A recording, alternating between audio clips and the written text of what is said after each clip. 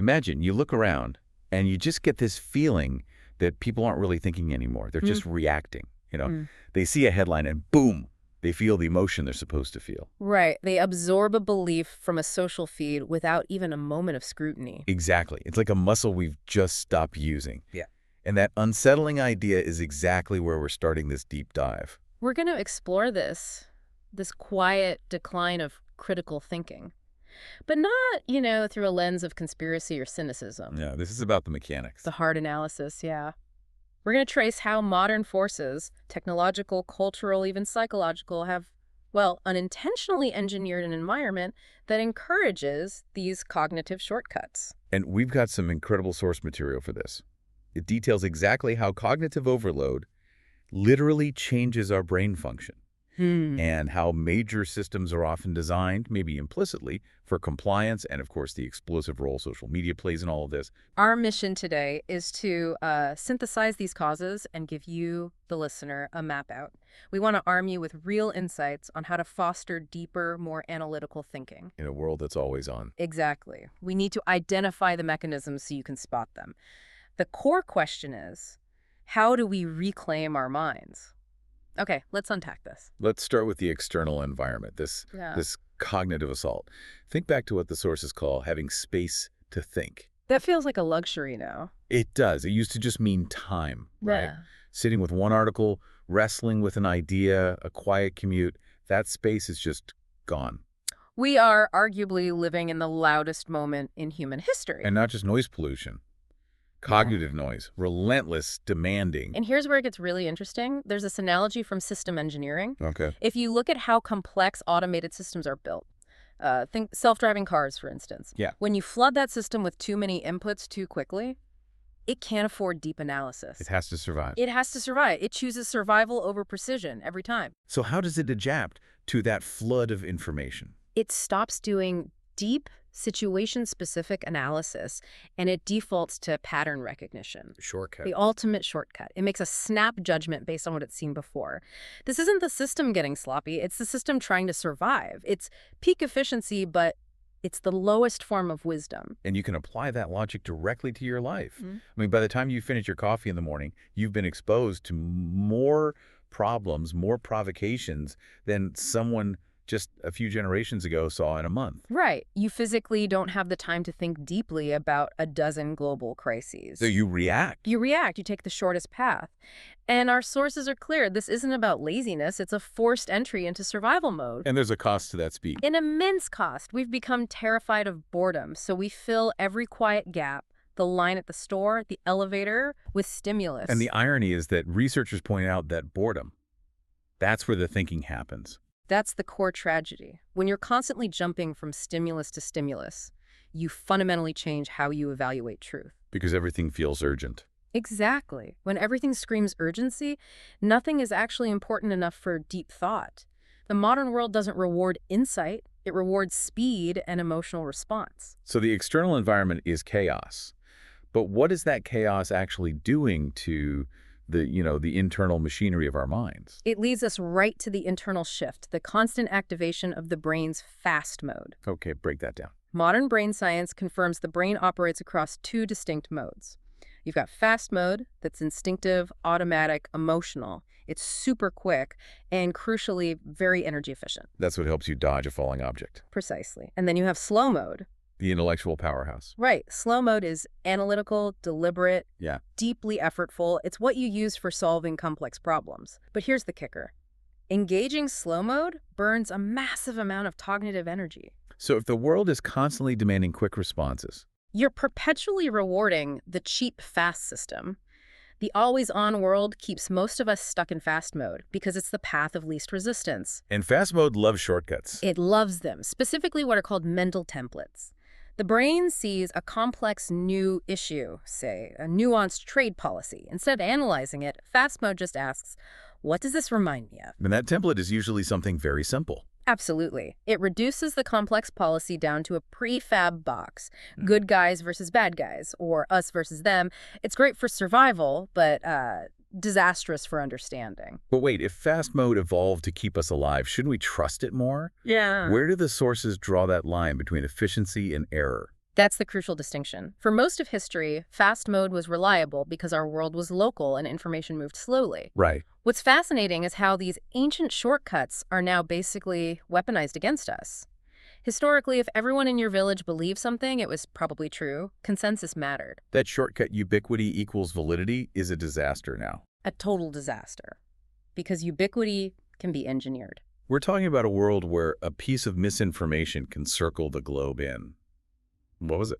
The calculation is about 6 seconds. So if you see the same charged claim dozens of times from different sources, your brain, using that ancient shortcut, just interprets that as truth. Even with no evidence. The sheer volume makes it feel true. And that's how very smart people can end up believing and defending complete nonsense. And the defense mechanism is just as important. Fast mode doesn't just make snap judgments. It fiercely defends them. Once that opinion is formed, your brain filters everything to confirm it. That's confirmation bias, and dismisses anything that challenges it. It wants to avoid being wrong. It wants to avoid the intense discomfort and the energy cost of being wrong. This is exactly why showing someone clear, compelling evidence that contradicts their belief can actually make them more convinced they were right. They just double down. They double down to protect the budget and the ego. Okay, so if we connect this internal high-speed cognitive shift to the bigger world, we start to see that most modern systems were never really designed for deep thinkers. No, they were designed for compliant participants. Like in education. Absolutely. Take the modern classroom. The structure was largely built during the industrial age to prepare people for factory work. Predictable, obedient, non-disruptive. Efficiency over insight. Exactly. The system rewards conformity. Yeah. Memorize, regurgitate. What's penalized is asking deep, time-consuming questions. You're told, we have to move on to the next topic now. Learning becomes about coverage, not understanding. And that pattern just intensifies in adult life. In a corporate environment or even in social circles, speaking up, challenging the consensus, that carries a real risk. A huge social or professional risk. You get labeled as difficult. You lose status. We see this in the workplace all the time. The classic corporate meeting where someone sees the flaw in the plan, the one that will drive the team off a cliff. But they stay silent. They stay silent because dissent isn't tolerated. And so fear of being ostracized becomes this incredibly effective tool for controlling thought. And just when these forces had pushed people into this habit of fast, compliant thought, along came the ultimate accelerator. Social media, it poured rocket fuel on the whole problem. From an engineering perspective, these platforms are marvels. And for human flourishing. A disaster, as one source put it, a complete disaster. Because the goal of the design is just totally misaligned with deep thought. Exactly. The core design flaw is simple. The platforms are built to maximize engagement, not truth, not understanding. Clicks, shares, time on site. And what maximizes engagement? Outrage, conflict, trialism, extreme, simple narratives. The algorithm isn't a truth seeker, it's a certainty amplifier. So you end up in this perfectly engineered echo chamber. Perfectly engineered. Yeah. It learns what triggers you, what makes you angry, what validates you, and it feeds you an endless loop of it. And it feels like you're seeing the whole picture. It feels powerful. It feels like your views are being confirmed by the whole world, but you're actually seeing this tiny distorted slice. And you're getting these little dopamine hits from the likes, the shares. Of course. You feel informed, you feel validated, but you're not thinking? You're being managed. Managed by an invisible hand that knows outrage spreads faster than humility. And that certainty gets way more engagement than nuance. It's a carefully constructed psychological environment designed specifically to bypass your critical slow mode and trigger your emotional reflexes. So we've laid out the whole system. The external noise, the internal drive for efficiency, the pressure to comply, the algorithmic accelerator. Right. So the vital question is, what do we do? And the solution starts with something that sounds simple, but is profoundly difficult. Yeah. Relearning how to slow down. You just can't rush insight. That's the starting point. Instead of skimming 10 articles and retaining nothing, dedicate an hour to wrestling with one complex piece of work. The people with the clearest understanding are never the fastest responders. Never. They're the ones who resist the pressure to have an immediate take on everything. The power, then, lives in the critical pause. Yes, that space between seeing something and reacting to it, that's where you manually activate slow mode. Yeah. You have to ask, what am I assuming here? What's the real evidence? Who benefits from me believing this? Which is hard work. It's very hard. And then there's the most uncomfortable part. The practice of uncomfortability. Actively seeking out perspectives you disagree with. And not to attack them, but to genuinely try to understand the logic that leads an intelligent person to that conclusion. Your fast mode will fight you tooth and nail on this. Because it feels threatening. It feels like a threat to your identity. But that willingness to explore separates real thinking from just defending a position. Which brings us to the big question. Why is this so rare? Because it's emotionally threatening. Our core beliefs are tied to our identity, our community, our purpose. When you question a core belief, you're not just questioning an idea. You're questioning who you are. Which is terrifying. So most people just stay in the safe bubble. But freedom and wisdom emerge when you're brave enough to realize, I am not my beliefs. That makes critical thinking not just a mental exercise. It's almost a spiritual act. So let's recap for everyone listening.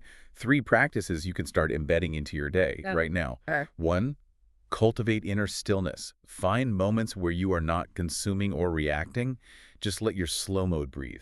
2, practice holding 2 opposing ideas in your mind at the same time without panicking to resolve them. And 3, regularly ask yourself, am I evaluating this fairly, or am I just defending a position I've already committed to? At the end of the day, the entire challenge comes down to one daily choice. Will I think for myself, or will I let others think for me? That choice, made consciously, determines your clarity, your freedom, and your ability to navigate this world with wisdom. And it reminds me, we covered how freedom isn't about having no constraints. Real freedom is something else. It comes from choosing which constraints you accept and which you reject. Living by principles you've actually examined, not just absorbed. That's it. Embrace this quiet revolution of awareness. Stay curious, stay awake, and above all, keep thinking.